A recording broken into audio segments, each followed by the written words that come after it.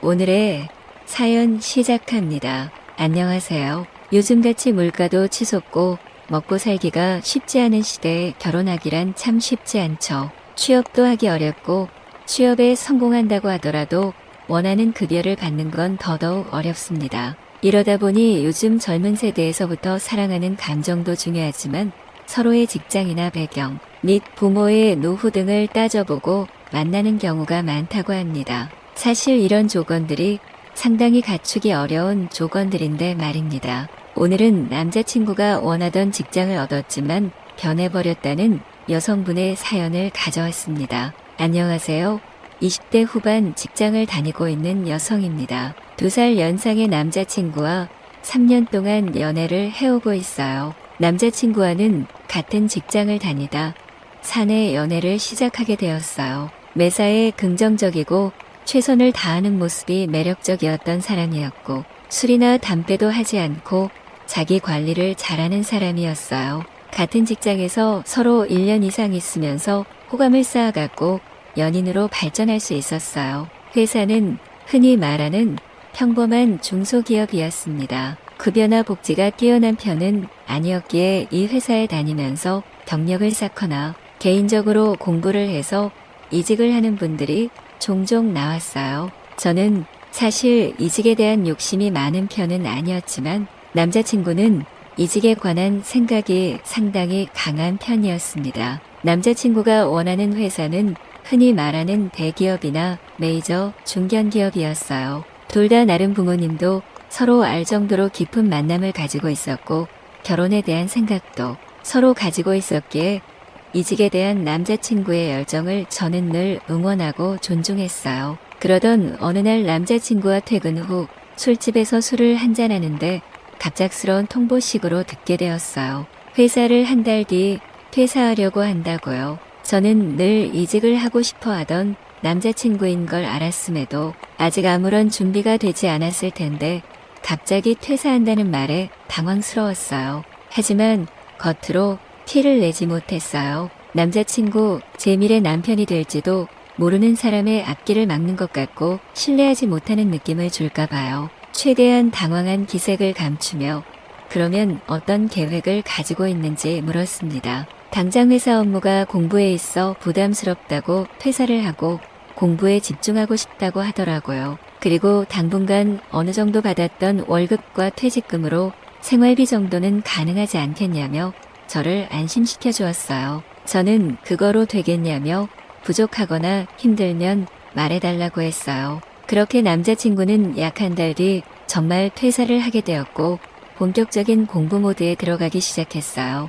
그런데 당연하게도 수입이 끊기고 나니 생활비가 턱없이 부족했나 봐요. 순식간에 줄어드는 통장 잔고에 점점 부담감을 느껴하고 주눅 들어하는 남자친구를 보니 안쓰러워서 합치자고 했습니다. 그렇게 저희 커플은 동거를 하기 시작했고 주거 비용이나 생활비 등 거의 모든 부분에 있어서 제가 부담하기 시작했어요. 사실 저도 중소기업에 다니는 입장이다 보니 넉넉하진 않았지만 남자친구를 위한 일이었고 남자친구가 자신감을 잃지 않았으면 하는 마음에 티내지 않고 지원했습니다. 하다못해 남자친구의 지인 생일까지 제 돈으로 챙겨줄 정도로요. 뭐 정말 결혼 얘기도 오고 가는 사이니까 이 정도는 당연하다 생각했어요. 그렇게 남자친구의 재취업 지원을 시작한 지 1년이 지났습니다. 결국 남자친구는 원하던 기업에 최종적으로 입사하게 되었어요.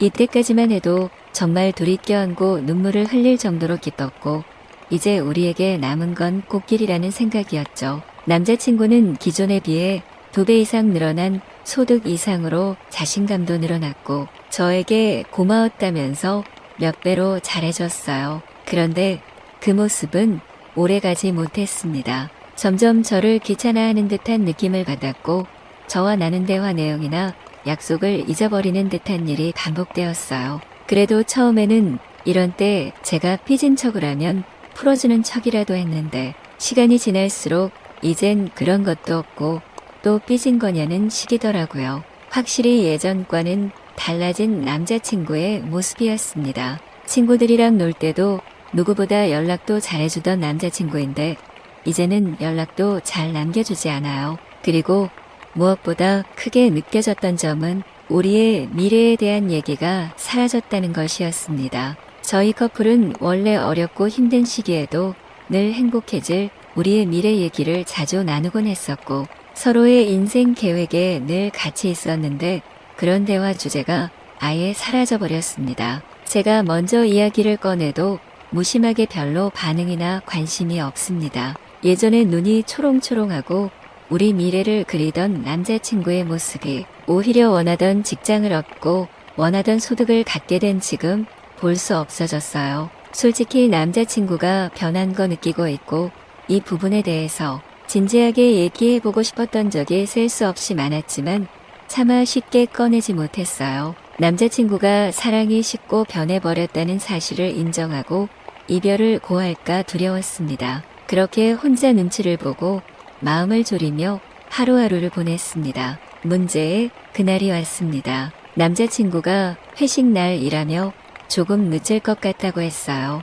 알겠다며 잘 다녀오라 했죠. 그리고 며칠 뒤 남자친구네 집에 있는데 남자친구는 씻기 위해 화장실에 들어가 있었고 휴대폰은 두고 간 상태였습니다. 이때 남자친구는 이직으로 인해 회사 근처에 집을 구했고 제가 사는 집은 아직 계약이 남아 따로 지내고 있었습니다. 배터리가 부족하다고 뜬 남자친구의 휴대폰을 충전시켜주기 위해 집어들었고 그때 남자친구의 폰에 처음 보는 알림을 보게 되었어요. 남자친구가 금방 씻고 나와 내용을 볼 순 없었지만 한눈에 봐도 심상치 않은 어플이라는 직감이었습니다. 남자친구가 먼저 잠이 들었고 저는 그 어플을 확인해야만 했습니다. 설마 하는 불안한 마음, 에이 아닐 거야 하는 신락 같은 희망 두 가지 생각이 머릿속을 복잡하게 채운 상태에서 저는 남자친구의 휴대폰을 확인하고야 말았고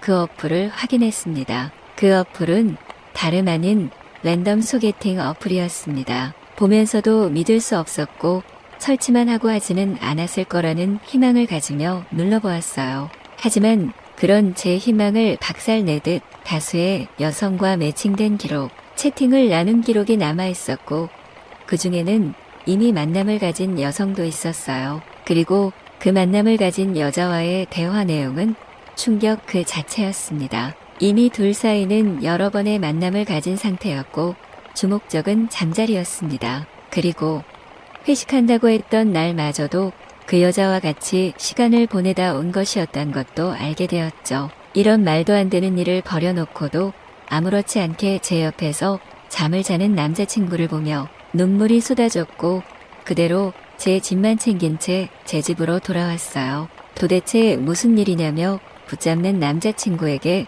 소개팅 어플 다 봤다고 내가 어떻게 그럴 수 있냐며 뿌리치고 왔습니다. 이후 남자친구에게서 연락이 계속 왔고 받지 않자 제 집으로 찾아왔습니다. 소음이 걱정되었던 저는 어쩔 수 없이 문을 열어주었어요. 솔직히 한 번만 용서해달라며 빌면서 붙잡을 줄 알았나요? 근데 용서는 구하는데 절 붙잡지는 않더라고요. 그게 더 비참했습니다. 솔직히 이직 후 권태기가 왔었는데 고마움과 미안함에 차마 말을 하지 못하고 그럴수록 점점 저에 대한 마음이 급속도로 식어가고 다른 이성이 눈에 들어왔다고 말하더라고요. 그래도 저를 진심으로 고마워하고 있고 사랑했던 것도 진심이라서 어떻게든 잘못을 빌고 용서를 구하고 싶다고 합니다. 그리고 마지막에 하는 말이 자신의 회사나 지인 그리고 가족들에게는 비밀로 해줄 수 없겠느냐는 말에